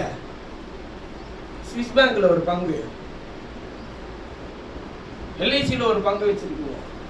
இப்படின்னு இருக்கிறீங்கன்னு வச்சுக்கோங்களேன். நீங்க என்ன மாதிரி இருப்பீங்க சொல்லுங்க. உங்களுக்கு பணம் எல்லாம் இந்த மாதிரி ஒரு பேங்க்ல எல்லாம் போட்டு டெபாசிட் பண்ணி வச்சிருக்கீங்கன்னு வச்சுக்கோங்களேன். கோல்டு, வைரம், பணம் இதெல்லாம் போட்டு டெபாசிட் பண்ணி வச்சுக்கிட்டு இருக்கும்போது நீங்க எப்படி சொல்லுவீங்க? முடியல. எப்ப பார்த்தாலும் இதை செய்ய முடியல. அது மாதிரி அதை விட பலத்தை டெபாசிட் பண்ணி வச்சிருக்கிறார், சுகத்தை டெபாசிட் பண்ணி வச்சிருக்கிறார், ஆரோக்கியத்தை டெபாசிட் பண்ணி வச்சிருக்கிறார், ஆசீர்வாதத்தை வச்சிருக்கிறாரு. அவருடைய பரிசுத்தத்துக்கு நம்மளை பங்குள்ளவர்களாக்கி இருக்கிறாரு. இதெல்லாம் வச்சுக்கிட்டு கத்திற்கு சித்தமானால், கத்திற்கு சித்தனா இந்த தெருவு கிடைக்கட்டும், கத்திற்கு சித்தனா அந்த 3 இந்த முடக்குல எனக்கு கத்தர் பைப்பு தரட்டும், கத்திற்கு சித்தனா அந்த பச்சை கலர் போட்டவனை நான் பார்க்கட்டும். சித்தன்றது எதை வச்சு நீங்க கண்டுபிடிப்பீங்க? 3 விஷயம் தான். ஒண்ணு, நீ கத்தரை விட்டு போக கூடாது, இது கத்தருக்கு சித்தம் இல்லாதது. கத்தரை விட்டு போற எந்த ஒரு விஷயம் கிடைக்குதுனாலும் அது யாருக்கு சித்தம் இல்ல? அது நீ அம்பானியானாலும் சரி, அது கத்தருக்கு சித்தம் இல்ல. அப்புறம் அவருடைய பரிசுத்தத்தை நீ இழந்து போறதுக்கான எந்த வேலை செய்தாலும், எந்த படிப்பு படிச்சாலும், எவ்வளவு உயரத்துல இருந்தாலும் அவருடைய பரிசுத்தத்தை இழந்து போறியா? அது அவருடைய இவ்வளவுதான். சித்தம் எவ்வளவு ஈஸியா இருக்கு பாத்தீங்களா? நீங்க எப்படி வச்சுக்கிட்டீங்க சித்தத்தை? சித்தமானால் வேலை கிடைக்கும், சித்தமானால் வேற என்ன கிடைக்கட்டுமோ நீங்க போட்டுக்கோங்க எல்லாத்தையும் சேர்த்து. சித்தம் இல்லைன்னா சித்தம் இல்லைன்னா நீங்க எல்லாரும் சொல்றது என்ன? கிடைக்காது. சித்தம் இல்லைனாலும் கிடைக்கும் தெரியுங்களா? சித்தம் இல்லைனாலும் கனியை பறிக்கும் போது கனி வராமல் இருந்திருக்கலாமே. அவருக்கு சித்தமா இருந்ததுனால தானே அந்த நன்மை தீமை அறியத்தக்க கனி ஏவாளின் கைக்கு வந்தது. சித்தம் இல்லைன்னா கர்த்தர் அந்த கனி அவர் கையில பறிக்கும் போது வராம இருந்திருக்கலாம் இல்லைங்க? இருந்திருக்கலாமா இல்லையா? அப்ப சித்தம் கொண்டுதான் அதை கொடுத்தாரா? அந்த சாவுக்கு எதுவாகிய கனியை கொடுத்தாரா? அவர் சித்தம் கொண்டுதான் தோட்டத்துல இப்படி போயிடும், கனியை பறிக்கும் போது வராதோடு மரமே இல்லாம பண்ணிருக்கலாம். சித்தத்தினால ஏன் வச்சாரு ஆண்டவர்? அவருக்கு சித்தம், அதை வைப்பேன். நீ என்னத்தை சூஸ் பண்ண போற? உன் கையில இருக்குல்ல. சித்தம் என்னன்னு சொல்லிட்டல ஏற்கனவே. மரத்தி வச்ச, ஜீவ விருட்சத்தை வச்ச, நன்மை தீமை அறியத்தக்க விருட்சத்தை வச்ச. சித்தம் என்னன்னு நான் சொன்னேனா இல்லையா? என்ன சொன்னேன்? எது சித்தம்னு சொல்லிட்டாரு. தோட்டத்தில் உள்ள சகல விருட்சத்தையும் புசி, விலக்கப்பட்ட விருட்சத்தின் கனியை புசிக்காத, புசிக்கிற நாளில் செத்துருவ அப்படின்னு சொல்லி சித்தத்தை சொல்லியாச்சா இல்லையா? இப்ப நாம எப்படி சித்தத்தை கிரியேட் பண்றோம்னா, சொன்னீர்தான் பறிக்கும் போது வராம இருந்தா அது சித்தம் இல்லைன்னு நான் தெரிஞ்சிருப்பேன்ல. சொன்னீர்தான் என்னையும் அங்க போக வச்சு, சொன்னீர்தான் என்னையும் பிசாசோட பேச வச்சு, சொன்னீர்தான் அவரையே என்னை வஞ்சித்தான். இப்படி எல்லாம் கேட்டீங்கன்னா அவர் சொல்லுவாரு, நான் என்ன சொல்லியிருக்கிறேன்? சாகவே சாவன்னு சொல்லியிருக்கிறேன்னா இல்லையா? அதுக்கு மீறி நான் பேசவே மாட்டேன். நீ போகாம உன்னை தடுத்து நிறுத்துறது என் வேலை இல்ல, உன்னை சுற்றி வேலை அடைக்கிறது என் வேலை இல்ல, பிசாசு உன்கிட்ட பேசாம பாதுகாக்கிறது என் வேலை இல்ல. சாகவே சாவாயினா அங்க போவாத, அவனோட பேசாத. அந்த விஷயத்தை ஏற்றுக்கொள்ளாத, அதை பறிக்காத, புசிக்காத, உன் புருஷனுக்கு கொடுக்காத. இப்பெல்லாம் ஒவ்வொன்றும் தனித்தனியா சொல்ல மாட்டேன். சித்தத்துல ரெண்டே தான். ஒன்று கர்த்தரை தேடணும், இன்னொன்று அவர் கொடுத்த பரிசுத்தத்தை இழந்து போறதுக்கான சூழ்நிலை எது இருக்கோ அதை விட்டு வெளியே வந்து. அது தேவனுக்கு சித்தம் இல்லை. அது ஒருவேளை உங்களுக்கு ஆசீர்வாதத்தை கொண்டு வந்திருக்கலாம், ஒருவேளை இப்பொழுது நீங்கள் அந்த விஷயத்துல செழிப்பா கூட இருக்கலாம். அழிஞ்சு போகாதபடிக்கு கர்த்தர் இடத்துக்கு திரும்பி வந்துரு. அதே விஷயம் ஒன்று அழிவுக்கு நேரா கொண்டு போயிடும். நீங்க கர்த்தர் கொடுக்கிறாரு ஆசீர்வாதம் நீங்க நினைச்சுக்காதீங்க. பிசாசும் கொடுப்பான் ஆசீர்வாதத்தை.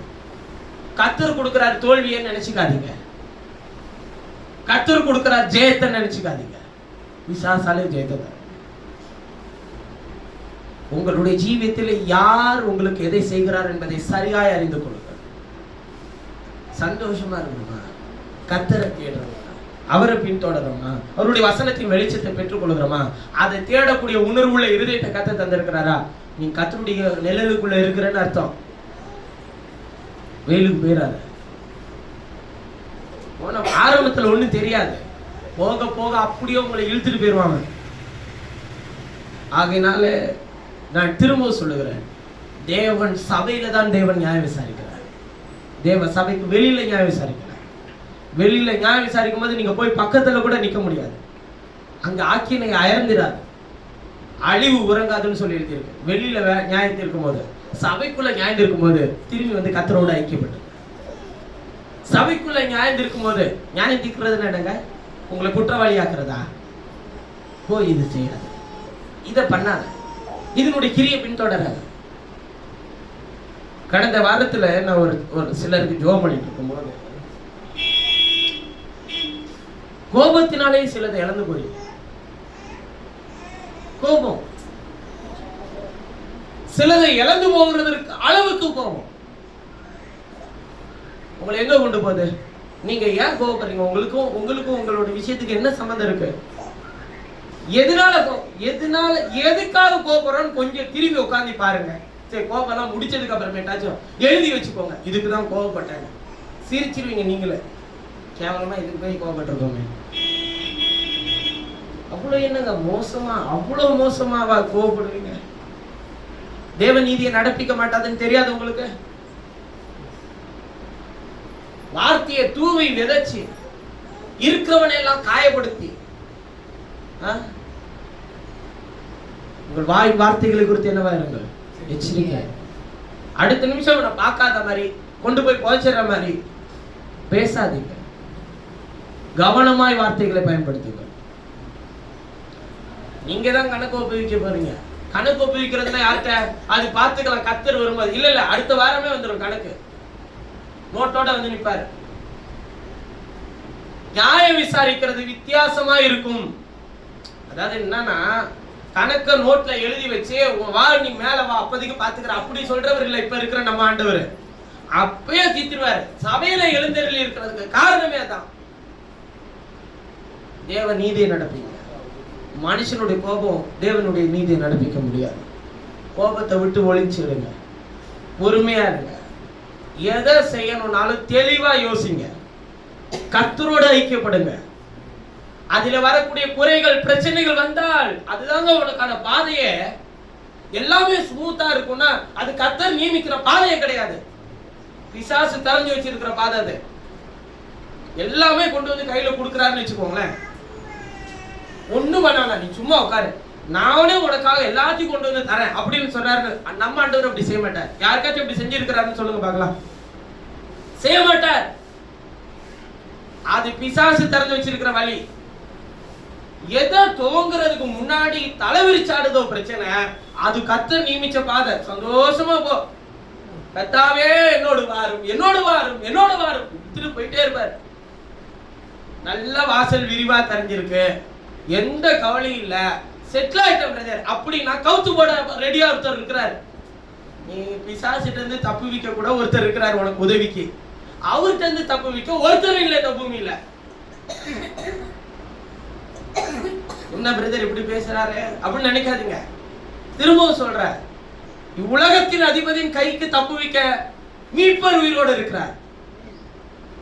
மீட்பர் இடத்திலிருந்து தப்புவிக்கவே முடியாது ஒருத்தனாலும்.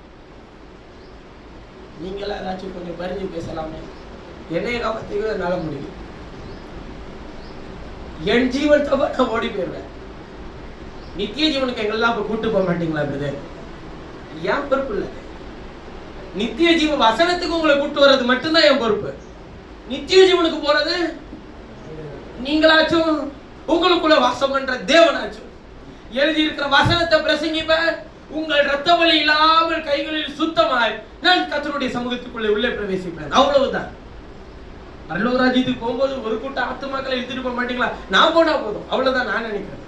ஒரு கூட்டத்தை வேறையா, ஐயோ 6 லட்சம் புருஷர்களை நடத்தின மோசேவே கானானுக்குள்ளே பிரவேசிக்க கூடாதபடிக்கு பழியது அந்த கூட்டம் தானே.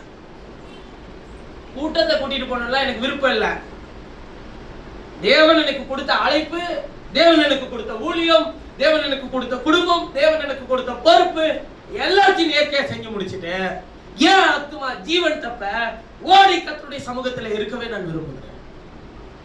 அதே மாதிரி உங்க எல்லாருக்கும் ஒண்ணு கொடுத்துருப்பாருல, அதுல எல்லாம் கர்த்தரை பின்பற்றி கர்த்தரை மாத்திரமே நோக்கி பார்த்து அவருடைய வேலைக்காரனாய் மாத்திரம் என்னை பார்த்து அவருடைய வேலையை நான் சரியாய் செய்து உங்களிடத்திலும் அதை செய்து நீங்களும் அதற்குள்ளே பிரவேசிப்பீர்கள் என்று நான் நம்புகிறேன்.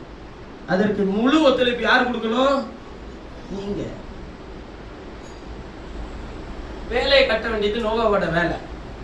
அப்படி மட்டும் நோவா மட்டும் வேலை செய்யல, நான் பிள்ளைகளையும் சேர்த்து செய்ய வச்சது என்னுடைய பலன் என்ன? பிள்ளைகளும் உள்ளே பிரவேசித்தார். சேர்ந்து செஞ்சா போவோம். மாட்டோம் என்று எதிர்த்து நிற்போமாயில் பட்டயத்தை கற்காக்குவார். சரி, இப்ப நம்ம கொண்டாடுவோமா? கொண்டாட்டம். ஒரு ஈஸ்டர் காட்சி ஒரு நல்ல செய்தி கொடுக்கிறாரு அவரு. ஈஸ்டர்லாம் ஒண்ணும் கிடையாது. நமக்கு நல்ல செய்தி தான் எல்லா செய்தியும். இந்த செய்தி நல்ல செய்தி, எனக்கு நல்லா இருக்குங்க. எனக்கு நல்லா கருக்காய்க்கு உள்ள குத்திட்டு இருக்கிறாரு. எப்பெல்லாம் கர்த்தர் பட்டயத்தை நல்லா கூராக்கி நெஞ்சில இறக்கிட்டு இருக்கிறாரோ பிரச்சனையே இல்லை. கர்த்தர் நம்மோடு இருக்கிறார். ஏன்னா நெஞ்சில இறக்குறதுக்கும் அவர் தானே இருக்கிறார். நல்லா ஸ்மூத்தா பட்டர் ஜாம் தடவுறாருன்னு வச்சுக்கோங்க, வேற எவனும் உட்காந்து என்ன பண்ணிட்டு இருக்கிறான்னு அர்த்தம். அவன் நம்மளுக்கு பட்டர் கொடுப்பான், வெண்ணெய் கொடுப்பான், அப்படியே பிரெட் கொடுப்பான், அப்புறமேட்டு அப்படியே இதை கொடுத்தே நம்மளுக்கு பலன் இல்லாம பண்ணி ஐஸ்வர்லே வச்சிருப்பான் கடைசி வரையுமே. நீ சும்மா நான் உனக்காக, நீ சும்மா நான் உனக்காக எல்லாத்தையும் செய்யறேன். ஐஸ்வர்ல இருக்கிறீங்க நீங்க, எந்திரிச்சு ஓடுங்க. கர்த்தருடைய பலத்தினால் கிரியை செய்யுங்கள். உங்களுக்கு நியமிச்சிருக்கிற பாதை எதுன்றத கண்ணை தெளிவா திறந்து பாருங்க. அதுல தெளிவாய் பயணம் செய்யுங்க. குழப்பம் இருந்துச்சுன்னா தேவ சமூகத்துல வாங்க. இல்லையா என்னோட வாங்க, நம்ம 2 பேரும் கூட சேர்ந்து ஜெபம் பண்ணலாம். இல்ல உங்களுக்காக நான் ஜெபம் பண்றேன், எனக்காக நீங்க ஜெபம் பண்ணுங்க. இல்ல வசனத்துல 2 பேருக்கும் என்ன பண்ணுவாங்க, பேசுவோம் உட்காந்து. எது பைபிள் சொல்லுதோ அதை பின்தொடருவோம். சோறு திங்கிறதுக்கு கூட்டம் சேர வேண்டாம், இதெல்லாம் செய்யறதுக்கு நம்ம கூடுவோம். எல்லா கேள்வி உங்க மனசுக்குள்ள நிறைய கேள்வி இருக்குல்ல, ஏன் கேளுங்களேன். கேட்டேன் என்ன திட்டவா பாரு, ஏன் இது நடக்குது கேளுங்களேன். கர்த்தர்கிட்ட கேட்காதீங்க, என்கிட்ட கூட கேட்டு அடி வாங்கிக்காதீங்க. அவருக்கு எதை எடுத்து அடிப்பாருன்னு தெரியாது. கேட்டே நிறைய பேர் அடி வாங்கியே செஞ்சுட்டு இருக்கான். ஏன் கர்த்தர்கிட்ட நான் கேட்க எனக்கு உரிமை இல்லையா? உனக்கு உரிமை இருக்கு, கேள்வி கேட்க இல்ல, அதன்படி நடக்க, அவ்வளவுதான் உரிமை இருக்கு. வேற ஏதாவது யாராச்சும் கேள்வி கேட்க முடியுமாங்க? அவரை பார்த்து கேள்வி கேட்க முடியும். சிறு ஸ்ரீகரை பார்த்து சிரிச்சு கேள்வி கேட்கறதுக்கு அதிகாரம் இருக்குன்னு பைபிள் சொல்லி இருக்கா? நீங்க படிச்சு பாருங்க. குயவன் மண்பாண்டத்தை உருவாக்குகிறான், அதை அவனுக்கு பிடித்த விதமாய் உருவாக்குவான். அவன் விருப்பப்படி அதை உருவாக்குவான். மண்ணானது குயவனை பார்த்து என்னை ஏன் இப்படி செய்கிறாய் என்று கேட்க முடியுமா? முடியாது என்று எரேமியால சொல்லி இருக்கிற. அதுபோல நானும் என் ஜனத்தை எனக்கு விருப்பப்படி நான் நடத்துவேன். அதுக்கு என்ன ஏன் பிரதர் சாவடிக்கிறாரு? அவர்தானே நடத்துறாரு, போவதில்ல சந்தோஷமா.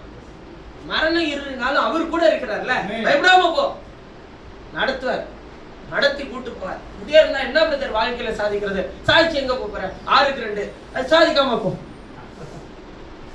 சாதிச்சவன் அங்கதான் இருக்கிற, சாதிக்காதவன் அங்கதான் இருக்கிறான். நீ சாதிக்க வேண்டிய நித்திய ஜீவன், அவ்வளவுதான். பூமியில நல்லா இருப்பீங்க, அதனால உங்களை தரித்திரியமா கர்த்தர் யாரையாச்சும் வச்சிருக்கிறாரா? இல்ல அதுக்காக உங்களை யாரையாச்சும் அப்பத்துக்கு இறந்து தெரிய வச்சிருக்கிறாரா? நீங்க என்ன வேலை செஞ்சாலும் கர்த்தர் உங்களை ஆசீர்வதிக்கிறாரா இல்லையா? செய்யற வேலை யார் கொடுத்ததுன்னு நினைச்சு செய்யணும்னு சொல்லி இருக்கிற கர்த்தர் கொடுத்தது. என் கைகளை கர்த்தர் ஆசீர்வதித்து என் கையும் பிரயாசங்களை நான் அறிக்கை செய்து சாப்பிடுங்க. சோறு எடுத்துக்கோங்க, என் பிரயாசத்தை சாப்பிட உதவி செய்வீங்க, நன்றி அப்படின்னு சொல்லிட்டு சாப்பிடு. என்ன இது இவ்வளவு கேவலமா இருக்கு? அப்படி இல்லை, என் பிரயாசம் தான் அது கேவலமா இருக்குனாலும் என் பிரயாசத்துல ஏதோ ஒரு கேவலம் இருக்கு, அதனாலதான் அது அன்னைக்கு சாம்பாரு கேவலமா வந்துருச்சு, சரி சந்தோஷமா சாப்பிட்டுக்கிறேன், முடிஞ்சு போச்சு. சரிப்படுத்தி போங்க. பகையை சம்பாதிக்காதீர்கள், அன்பை சம்பாதியுங்கள், தேவனுடைய கிருபை வரங்களை சம்பாதியுங்கள், நித்திய ஜீவனை சம்பாதியுங்கள், நித்திய ஜீவ வசனத்திலே நடக்க ஒப்பு கொடுங்கள், கர்த்தரோடு கூட உயிர்த்தெழுந்தவர்களாக ஜீவியுங்கள். தேவன் உங்கள் நடுவிலே நியாயம் விசாரித்துக் கொண்டிருக்கிறார். உங்கள் நடுவில் அவர் இருக்கிறார், நியாயம் விசாரிப்பார். அவர் சும்மா எந்திரிச்சு உயிர்த்தெழுந்தவர் வந்து நின்றுகிட்டு உங்களுக்கு காட்சி கொடுக்கிறவர் இல்ல, நியாயம் விசாரிக்க வந்திருக்கிறார். என்ன நியாயம்? வசனத்தின்படி நடக்கிறீங்களா இல்லையான்றதை நியாயம் விசாரிச்சுக்கிட்டே இருப்பார். அதனால அவருடைய கரத்தில் உங்களை ஒப்பு கொடுங்கள். நாம் யாவரும் ஜெபம் செய்வோம். எங்களை நேசிக்கிற எங்கள் பரலோக பிதாவே, தேவன் சபையிலே தேவன் எழுந்தருளியிருக்கிறார்.